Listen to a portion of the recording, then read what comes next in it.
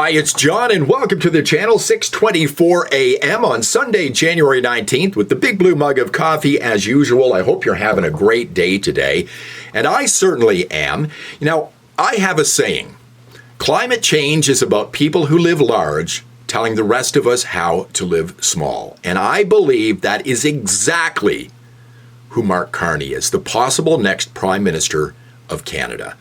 I think this man is a horror show. I am frightened by him becoming the Prime Minister, and I think he, along with Chrystia Freeland, are going to try to gaslight you when it comes to the carbon tax in this country. There's already talk that they're both going to say we need to get rid of the personal carbon tax so that you don't see it when you fill up your car with gas. They're just going to shift that burden onto business, which you're smart enough to understand when they do that, the businesses just pass it along to you and you're going to pay it anyway. There's no way the government's going to back off on this. And Mark Carney's not going to, because that's exactly who he is. I mean, do you really think Carney checks the price of gas when he fills his vehicle? On the off time, he's not being chauffeured around in a limousine? Of course not. Doesn't matter the price of gas to him, but it certainly matters a lot to you. And what do we know about Mark Carney when it comes to the carbon tax? Well, here he is on record. Now, so far, carbon prices have been applied sparingly. They've been set far too low. So Mark Carney is all about raising the carbon tax on you. He's going to say he isn't going to do it. And again, he's going to try to shift that over to business, which will affect you anyway. This man has had a huge effect on your life, detrimental effect on your life already. And we're going to go through an article from American Greatness in just a moment. But he's a dangerous zealot when it comes to climate cultism. And he's one of the leaders of the climate cult on a worldwide basis. He could be the next Prime Minister of Canada. So from American Greatness, link in the description. Please give them some clicks. Mark Carney, great title, The Wrongest Man at the Wrongest Time Ever. Mark Carney's bid for Canadian leadership pits a climate activist banker against a political and economic tide increasingly rejecting the very ideals he champions. And that's true. Many countries, thankfully, are starting to back off on net zero because it's destroying their economies. Canada is getting very close to doing that. Our economy is in the tanks because of this.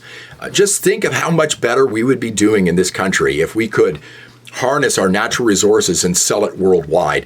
But Trudeau and the Liberals and people like Chrystia Freeland have been stopping Alberta, where I live, from doing that. We could be very, very rich. We're one of the richest oil countries in the world, one of the richest when it comes to all natural resources. So moving along in the article, the politicization of business and capital markets has many fathers. BlackRock CEO Larry Fink is one of the most prominent and unrelenting advocates for sustainability in investing, often described as such. Klaus Schwab, the now retired chairman and founder of the World Economic Forum, often wears that title. So does the billionaire political gadfly Michael Bloomberg.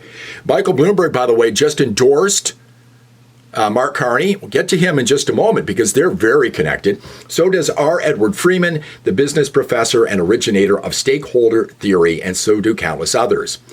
Of all those responsible for this abuse of business and capital markets, perhaps no man is more singularly responsible, yet nearly totally overlooked by ESG's critics, ESG, environmental and social governance, which affects everything. Every big company in this country has an ESG page. Check it out. Then Mark Carney. Carney is a banking and economic giant. He was the governor of the Bank of Canada from 2008 to 2013 and the governor of the Bank of England from 2013 to 2020. It was in this latter capacity that in September 2016, Carney gave one of the most important and influential speeches in the history of central banking. Appearing at an event in Berlin, Carney gave a very carefully and very confrontationally worded address in which he addressed climate change and framed its mitigation in fiscal and fiduciary terms.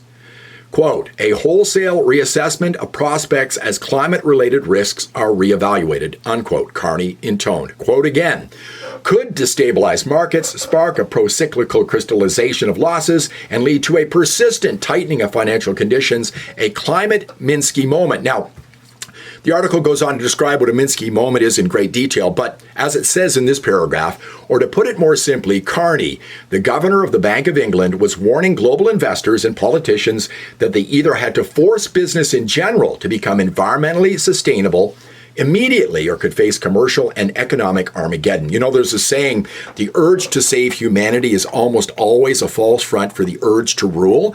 H.L. Mencken said that, and that's what Mark Carney is. There's another great quote for you. They want to scare the crap out of people to affect their lives and to socially engineer people. And that's what Mark Carney's about. And he's been socially engineering businesses in a big way, and again, affecting the way you live your life. And you may not even know it. And again, he wants to become the prime minister of the country. Up next, it is nigh on impossible to describe just how destructive Carney's speech and subsequent activism were. Not only did he make the case that climate change posed a real and imminent threat to global economic well-being, but he also provided ESG practitioners and advocates with the means to try to legitimize their social and political meddling. In 2020, after leaving the Bank of England, Carney became the United Nations envoy for climate action finance, which means that he ran around the world saying things like, quote, when you look at climate change from a human mortality perspective, it will be the equivalent of a coronavirus crisis every year from the middle of this century and every year, not just a one-off event. Now, he advised in this article, it's just above here, both England and Canada when it came to COVID policy. So if that really pissed you off, Mark Carney had his hand in that as well. Again, very influential on a worldwide basis. Moving on. Carney went on to become one of the usual suspects in Western political activism, using any and every crisis to advance his ideological projects. So he's enriching himself, he's making you poorer, and he's affecting all the businesses in the world. And if you look at this, every crisis is climate change now. Look at the wildfires that are happening in LA right now. It's mismanagement by government. Carney's a big government guy. He talks about that as well. He wants more government. He thinks government needs more layers so they can have more control over your life. But they want to use every crisis possible to advance, and they're doing that through the climate change cult, right? By scaring you when it comes to climate change. Moving on now. In 2022, Carney, along with his friend Michael Bloomberg, helped create GFANZ, which is GFANZ, the Glasgow Financial Alliance for Net Zero, an outgrowth of the UN's COP26 meeting on climate change and one of the most powerful advocacy organizations pressing governments and businesses to abandon fossil fuels. So not only does he want more carbon taxing on you and to pass it along to businesses, try to take it off your back when you fill up your car, he wants to get rid of the fossil fuel industry. That's why my Premier Danielle Smith is standing up to Trudeau. Carney has been Trudeau's right-hand man for a long time, telling him how to run the country, I think, from behind the scenes. And I think Danielle Smith understands that as well. The next year, Bloomberg appointed Carney's chairman of the board of directors of Bloomberg LP. In 2024, Canadian Prime Minister Justin Trudeau formalized Carney's advisory role with his government, naming him a special advisor and chairman of the task force on economic growth, something of which Canada has had very little for several years. So we have not had a lot of economic growth, which is true. Try as I might, I cannot think of anyone save Justin Trudeau himself whose politics and policies are less compatible with the zeitgeist in the West at the moment than Mark Carney.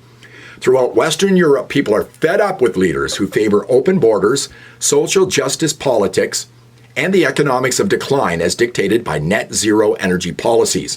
Carney practically embodies all of the above. He is, in so many ways, the wrong man in the wrong place at the wrong time, and yet. Now, this article is very interesting. One of two things will happen in 8 weeks when the Liberal Party chooses its leader.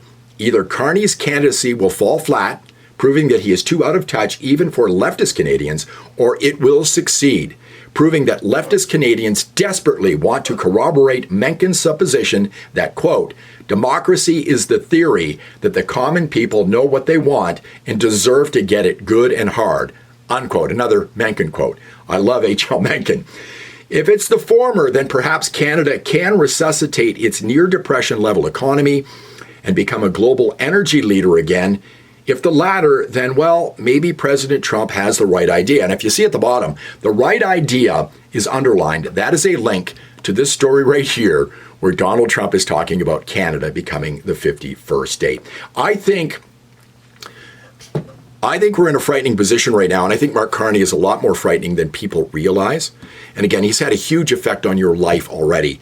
There's no way this guy can become the next Prime Minister of Canada, but I fear that he will. I don't think Chrystia Freeland or anybody else in this race is going to be successful in fighting against Pierre Poilievre simply because they are Liberal insiders and they have their hands deep into the mess that Canada is right now. But Mark Carney does as well. You need to understand that. And again, not just Canada, but he's had a huge effect on your life, detrimental effect, all around the world. Thanks for watching. I do appreciate it. If you like the video, please give me a thumbs up. Subscribe to the channel as well. See you on the next one.